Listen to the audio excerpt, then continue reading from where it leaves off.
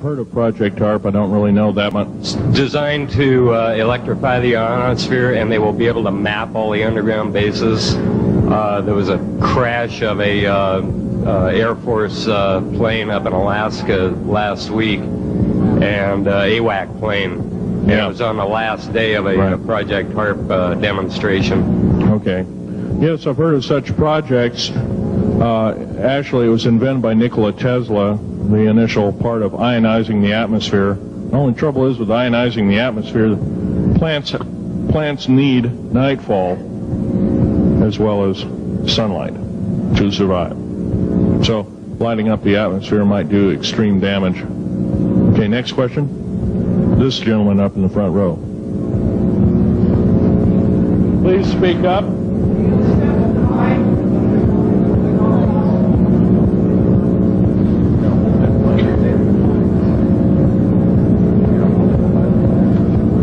Thank you for taking the question. My question I'd like to ask is this.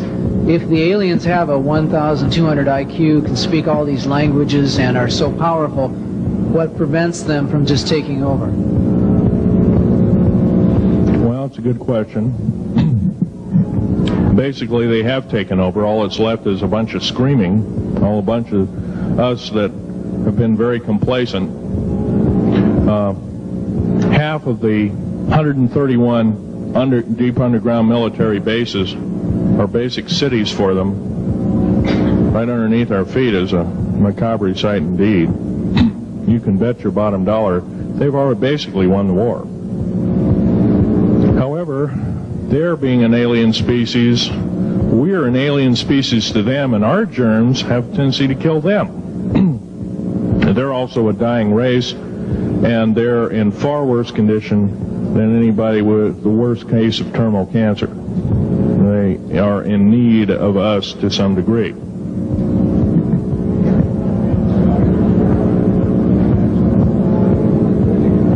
Okay. Yes, sir. Yes, I heard a man speaking about the same things you have been speaking about down in Australia named Stan Deyo. Do you know that man? Stan Deyo, yes, I've heard of him, but I don't know of him. Are you aware of this asteroid headed toward the Earth? Yes, Nemesis is called Nemesis. It's a brown star. It's probably hollow. It's maybe not a star at all. Has a specific gravity of a little less than 1.718 or something like that, which means it's extremely hollow and light. It has a mass of 10 times the size of Jupiter. It is so massive, it's dragging comets and meteoritic material with it, and space garbage and debris. It's dragging it at such a rate, just the debris encircling our solar system enough to destroy half the planets of it. So, yeah, it'll be a threat. It's headed for us right now. Supposedly it'll be here in 2052. Nobody knows for certain, or it'll be within closeness of the Earth, within 500 million miles, which is plenty close indeed. Okay, a few more questions. I got to wrap it up here. This lady here. No, you have to use the microphone. Nobody can hear you.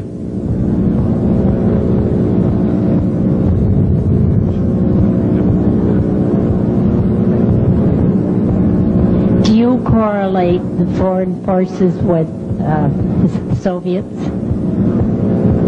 The Soviet forces, the foreign forces, all of us have an alien war going on. The Red Chinese right now are getting it in full brunt. The Russians are shooting down per province. There are about 9 provinces in their motherland.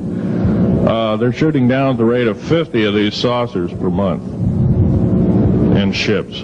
They're heaping piles of them in outer Mongolia, mountains of them. They just tow them out there and let them sit out there. Yeah. You please use the microphone. Nobody can hear you. Does the alien agenda dictate the agenda of the world globalists right now? The people that want world government? Yes, they do in total and in entirety. They may even be in charge. And are some of our high-level officials, perhaps from the president on down, are they aware of this? Yes, they are. They're all aware of it. Thank you. Yes, ma'am. What is the name of your book and when will it be out? Well, I have several names of the book. Basically, I'm calling myself Government Secrets Revealed. Government Secrets Revealed, and please don't handle a picture. I've asked, please, not to you look at the artifacts, but don't handle them. Okay. And the Government Secrets Revealed should be out within 2 to 3 weeks at the outset. Yes, sir. Where can you get this book? Where will it be out? I'll have it in a brochure. I can't tell you right now. Yes, sir. The person behind you, and then the person behind that, and that'll be the... Okay, Phil, I want to say thank you and God bless you for what you're doing. It takes a big man like you to do it, man. Thank you. What I wanted to emphasize here, I'll make it real quick, is that what can we as humanoids do to... We're not humanoids, we're humans. Humans, all right. Well, anyway, what can we do to stop this? By doing exactly what we're doing right now. I mean, Gathering, listening, and what I'm doing, getting out in the public and talking about it. Okay, also, No, I don't fear ridicule. If someone wants to call me a brand X nut, well, I can't reach that person. I'm sorry for him. yeah. I'm well aware of what's going on with Area 51, and I know that we're capable of going into the future right now and coming back. Can you please use the microphone? Or is the microphone going dead down there? Can you hear me? Yeah. Okay. I'm well aware that our country is capable of going into the future right now and coming back through the Please make technology. this short. What is your question, sir? How far can we go into knowing what's happening with the aliens in Area 51? How far can we get into the knowledge of this? We're already full-fledged into the knowledge of this right now. How far can we go? We can go a lot further. We have to defeat the alien threat. Otherwise, we have no chance at all. There won't be a New World Order either. Okay, well, thank you very much. Okay. Let's take this last gentleman here. Did the United States government intentionally enter into an agreement with the aliens back in 1940? Well, let's see, 1954? 1954? Yes, they intentionally, they knew full well what their capacity was. They intentionally did so, supposedly on the premise that they were buying time to get arranged, and this wasn't true. This was a lie dished out to the public and people in the know at the time, all the MJ members, et cetera, et cetera. It did buy time, but at great cost. As we speak, as I'm speaking, rather, about 6 million to 7 million human beings have been slaughtered by the aliens at the present time, unaccounted for. And of course, there's 1,000 lies to say where they went or where they didn't go. Okay? I'm telling you right now that the lies and innuendo not only have to stop, if we don't believe in them anymore, they're going to stop, guaranteed. One final question. The so-called ascension movement. You know nothing of it. I don't mix. You know nothing of it. Nothing of it. Okay. Thanks.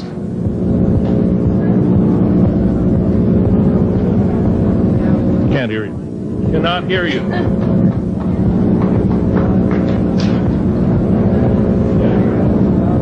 If some of you are short and can't get up and see the artifacts, I'll try and explain them.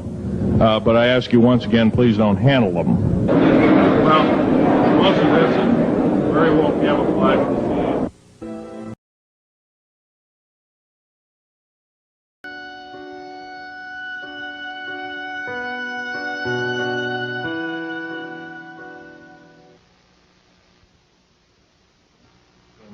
Rather horrendous designs and mechanizations of our federal government structure that I feel directly imperiled not to tell anybody about, so that's why I'm here telling you. In doing so, I am breaking my security oaths. I am also guilty of breaking major federal law. How long I'll be able to do this, anybody's guess. However, I would like to mention this talk is going to be broken up into 4 main topics. And each of these topics will have some bearing on what you people are involved in, you patriot people, or even some of you people that aren't patriots that may be leaning in that way or considering it. I want you to know these United States are a beautiful place. I've traveled in over 70 countries, and I cannot remember any country that has the beauty as well as the magnificence of its people like these United States. Give you an overview of basically what I am. I started off, went through engineering school, which half of my schooling was in the field. I built up a reputation for being a geological engineer as well as a structural engineer with both military and aerospace applications. I have helped build two main concern bases within these United States that have some significance as far as what is it called the New World Order. Number one is Dulce, New Mexico. I was involved in 1979 in a horrendous firefight with alien human type, whatever you want to call them. And I was one of the survivors. I'm probably the only talking survivor you'll ever hear. Two other survivors are under close guard somewhere in these United States. One is not in very good shape. He's living in Canada. So I'm about the only one around that knows the firefight, that knows all the detailed files of the entire operation. 66 Secret Service agents, FBI and the like, Black Berets died in that firefight. I was there. Number one, part of what I'm going to tell you is going to be very shocking. Part of what I'm going to tell you is probably going to be very unbelievable. So if instead of putting on your glasses, I'll ask you to put your skepticals on rather than your spectacles.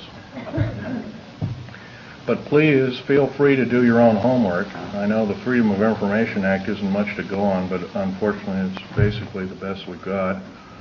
Your local law library and your nearest law university is a good place to look for congressional records.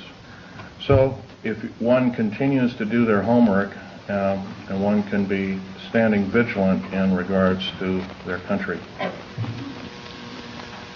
I love the country that I'm living in more than I love my life. I would not be standing before you right now risking my life by telling you these things if I didn't believe it so. The first part of this talk is going to concern deep underground military bases and the black budget. Let me first start by emphasizing the black budget. The black budget is a secretive group, basically a secret budget. It garners 1/4 of the gross national product, the entire gross national product of these United States. At present, the gross national product is around $5 trillion, so 1/4 of that's about $1.25 trillion per year. At least 1.023 trillion, and I say at least, is used in black budget programs like deep underground military bases.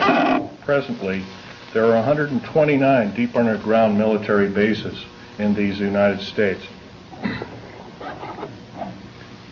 Is this our? No, this one doesn't work.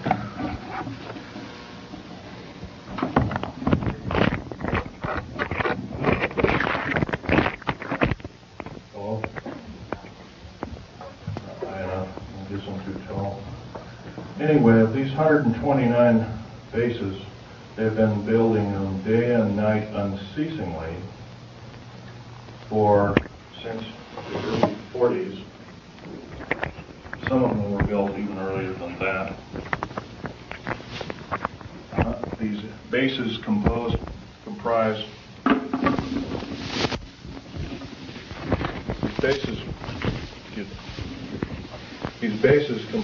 basically of large cities underground. They're connected by high-speed monorail magneto-leviton trains that can go up to Mach 2.